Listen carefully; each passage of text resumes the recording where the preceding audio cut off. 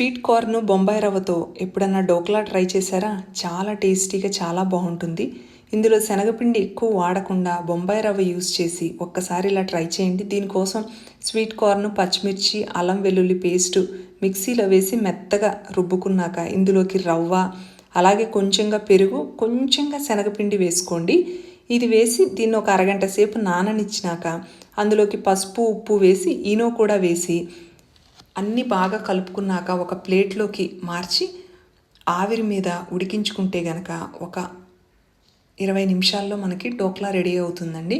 ఇలా రెడీ అయిన డోక్లాని ఆరనిచ్చాక మనం పీసెస్ కింద కట్ చేసుకుంటే simple and tasty sweet corn dhokla ready. Full recipe కోసం ఛానల్ని విజిట్ చేయండి. వీడియో నచ్చినట్లయితే లైక్ చేయండి, షేర్ చేయండి, సబ్స్క్రైబ్ చేసుకోండి. నెక్స్ట్ టైం ఇలాగే ఇంకొక క్విక్ అండ్ సింపుల్ రెసిపీతో మళ్ళీ కలుద్దాం. Thank you.